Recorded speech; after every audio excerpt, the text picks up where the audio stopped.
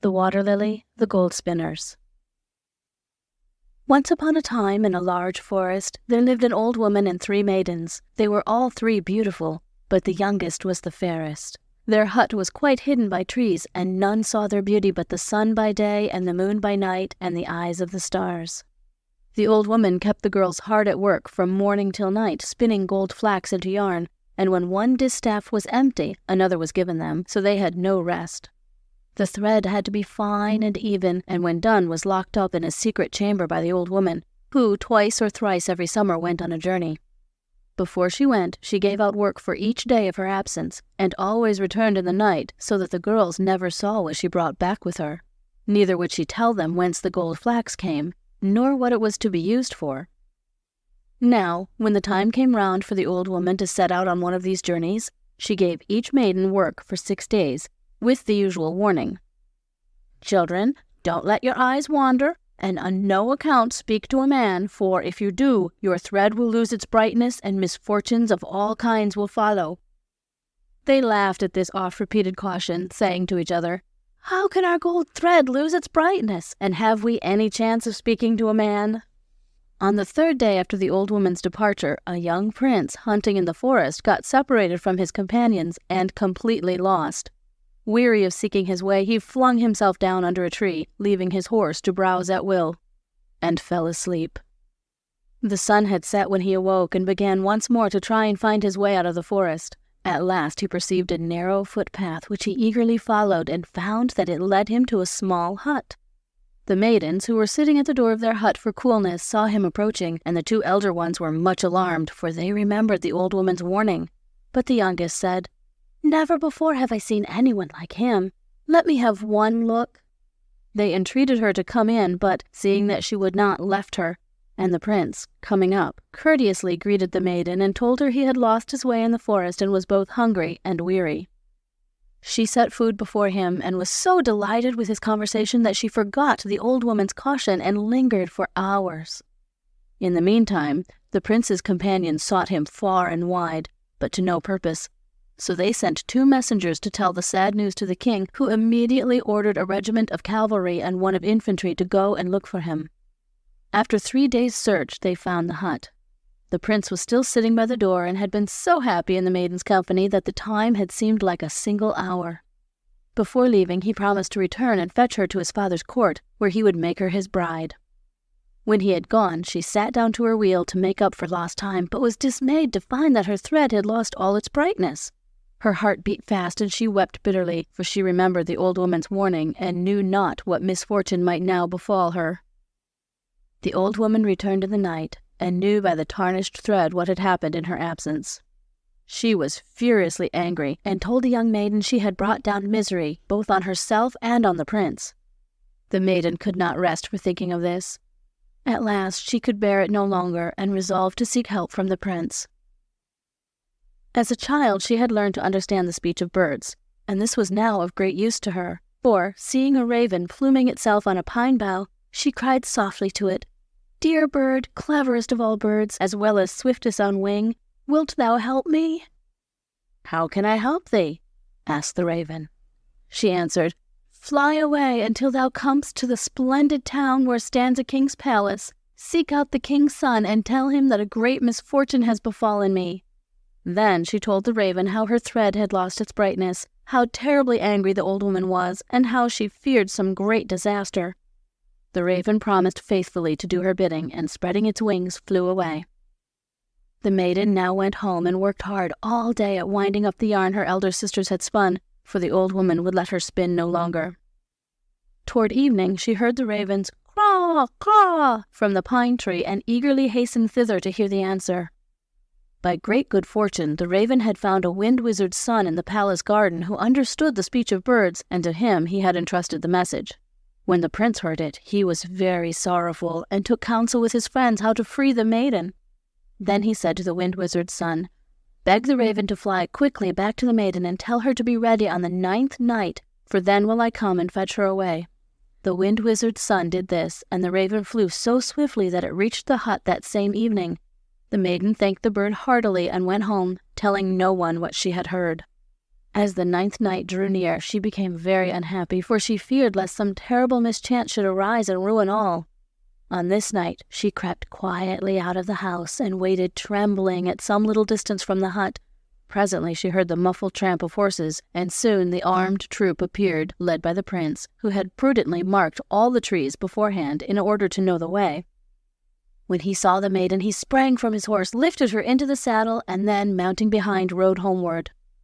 The moon shone so brightly that they had no difficulty in seeing the marked trees. By and by the coming of dawn loosened the tongues of all the birds, and, had the prince only known what they were saying, or the maiden been listening, they might have been spared much sorrow. But they were thinking only of each other, and when they came out of the forest, the sun was high in the heavens. Next morning, when the youngest girl did not come to her work, the old woman asked where she was. The sisters pretended not to know, but the old woman easily guessed what had happened, and, as she was in reality a wicked witch, determined to punish the fugitives. Accordingly, she collected 9 different kinds of enchanter's nightshade, added some salt, which she first bewitched, and, doing all up in a cloth into the shape of a fluffy ball, sent it after them on the wings of the wind, saying, "Whirlwind, mother of the wind, lend thy aid 'gainst her who sinned. Carry with thee this magic ball, cast her from his arms forever, bury her in the rippling river." At midday, the prince and his men came to a deep river, spanned by so narrow a bridge that only one rider could cross at a time. The horse on which the prince and the maiden were riding had just reached the middle when the magic ball flew by. The horse, in its fright, suddenly reared, and before anyone could stop it, flung the maiden into the swift current below. The prince tried to jump in after her, but his men held him back, and in spite of his struggles led him home, where, for 6 weeks, he shut himself up in a secret chamber, and would neither eat nor drink, so great was his grief.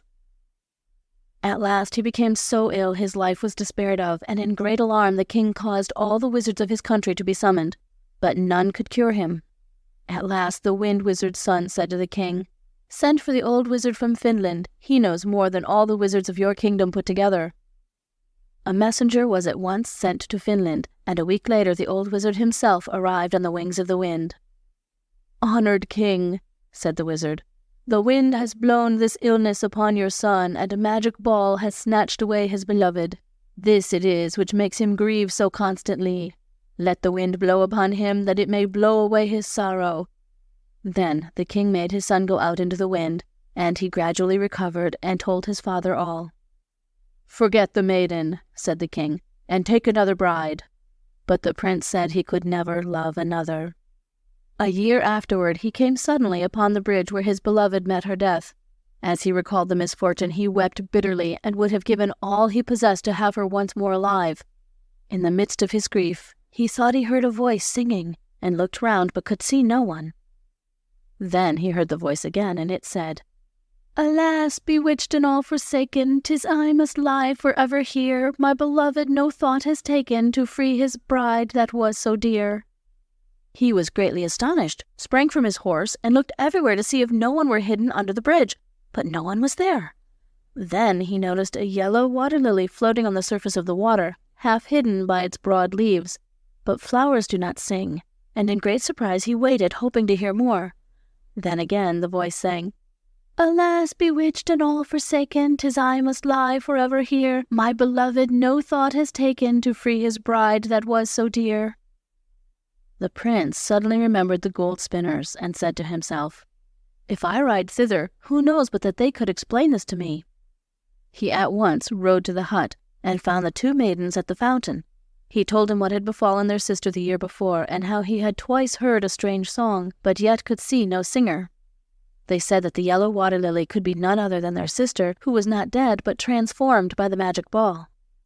Before he went to bed, the eldest made a cake of magic herbs, which she gave him to eat.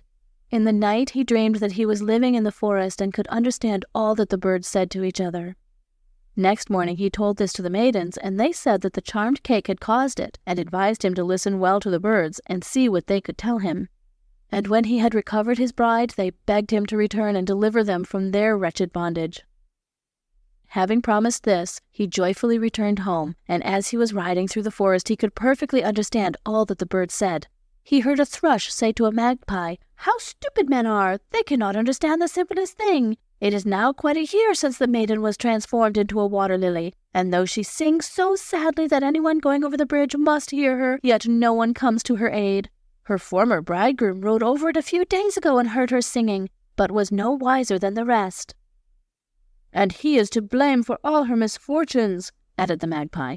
If he heeds only the words of men, she will remain a flower forever. She were soon delivered were the matter only laid before the old wizard of Finland. After hearing this, the prince wondered how he could get a message conveyed to Finland. He heard one swallow say to another, "Come, let us fly to Finland. We can build better nests there." "Stop, kind friends," cried the prince. "Will you do something for me?" The birds consented, and he said, "Take 1,000 greetings from me to the wizard of Finland, and ask him how I may restore a maiden transformed into a flower to her own form." The swallows flew away, and the prince rode on to the bridge. There he waited, hoping to hear the song, but he heard nothing but the rushing of the water and the moaning of the wind, and, disappointed, rode home. Shortly after, he was sitting in the garden, thinking that the swallows must have forgotten his message, when he saw an eagle fly above him. The bird gradually descended until it perched on a tree close to the prince and said, "The wizard of Finland greets thee, and bids me say that thou mayst free the maiden thus. Go to the river and smear thyself all over with mud. Then say, 'From a man into a crab,' and thou wilt become a crab. Plunge boldly into the water, swim as close as thou canst to the water lily's roots, and loosen them from the mud and reeds. This done, fasten thy claws onto the roots, and rise with them to the surface. Let the water flow all over the flower, and drift with the current until thou comest to a mountain ash tree on the left bank. There is near it a large stone. Stop there and say, 'From a crab into a man, from a water lily into a maiden,' and ye both will be restored to your own forms." Full of doubt and fear, the prince let some time pass before he was bold enough to attempt to rescue the maiden. When a crow said to him, "Why dost thou hesitate? The old wizard has not told thee wrong, neither have the birds deceived thee. Hasten and dry the maiden's tears." "Nothing worse than death can befall me," thought the prince, "and death is better than endless sorrow." So he mounted his horse and went to the bridge. Again he heard the water lilies lament, and hesitating no longer, smeared himself all over with mud, and, saying, "From a man into a crab," plunged into the river. For one moment the water hissed in his ears, and then all was silent. He swam up to the plant and began to loosen its roots, but so firmly were they fixed in the mud and reeds that this took him a long time. He then grasped them and rose to the surface, letting the water flow over the flower. The current carried them down the stream, but nowhere could he see the mountain ash. At last he saw it, and close by the large stone. Here he stopped and said, "From a crab into a man, from a water lily into a maiden," and to his delight found himself once more a prince, and the maiden was by his side. She was 10 times more beautiful than before, and wore a magnificent pale yellow robe sparkling with jewels. She thanked him for having freed her from the cruel witch's power, and willingly consented to marry him. But when they came to the bridge where he had left his horse, it was nowhere to be seen, for though the prince thought he had been a crab only a few hours, he had in reality been under the water more than 10 days. While they were wondering how they should reach his father's court, they saw a splendid coach driven by 6 gaily caparisoned horses coming along the bank. In this they drove to the palace.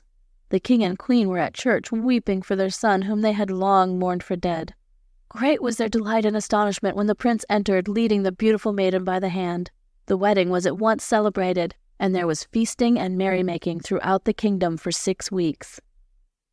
Some time afterward, the prince and his bride were sitting in the garden, when a crow said to them, "Ungrateful creatures! Have you forgotten the 2 poor maidens who helped you in your distress? Must they spin gold flax forever? Have no pity on the old witch. The 3 maidens are princesses whom she stole away when they were children together, with all the silver utensils which she turned into gold flax. Poison were her fittest punishment." The prince was ashamed for having forgotten his promise, and set out at once, and by great good fortune reached the hut when the old woman was away.